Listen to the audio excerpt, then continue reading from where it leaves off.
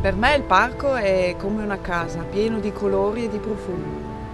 Per me il parco è come un padre, mi ha insegnato a fare tutto ciò che so fare oggi. Per me il parco è amore per la natura. Le risate e le corse per di fiato dei bambini nel grande tappeto erboso, meravigliose. Per me è il profumo dei tigli all'inizio dell'estate, piuttosto che quello dei bossi in autunno.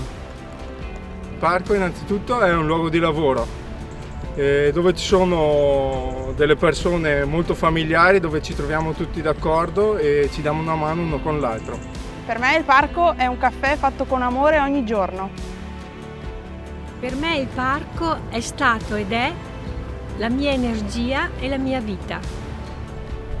Per me il parco è un'isola felice. Dico sempre ai miei ospiti, benvenuti nel paradiso terrestre.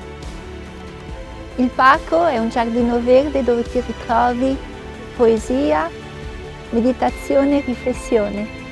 La vita che sogniamo tutti. Il parco è il luogo perfetto per ricaricarsi di energia, praticare yoga, leggere libri e ritrovare se stessi. Per me il parco è camminare a piedi nudi sul grande tappeto erboso. Per me il parco è mille colori ed emozioni.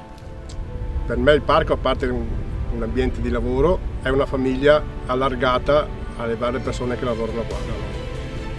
È la mia seconda casa. Lavorare al parco è una forma di vita e di emozione. Per me il parco è entrare e lasciare fuori i pensieri. Per me il parco è proprio un sogno. Il parco è staccare dal lavoro ed entrare qui per camminare sui prati e ricaricarsi di energia. Per me il parco è la madre natura che dona placidità.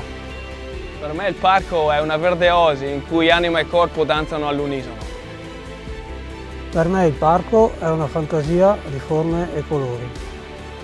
Per me il parco è un luogo in cui nascono non soltanto piante e fiori, ma anche vere amicizie, veri amori e vere emozioni. Il parco è il posto dove è cresciuta la mia famiglia. Il parco per me è tutto, è il luogo dove ho conosciuto mio marito, dove ho visto mia figlia muovere i primi passi ed è il mio modo per rendere felici gli altri. Per me il parco è natura e tranquillità. Il parco è un mondo che trasmette serenità e felicità. Per me il parco è una gioia per gli occhi.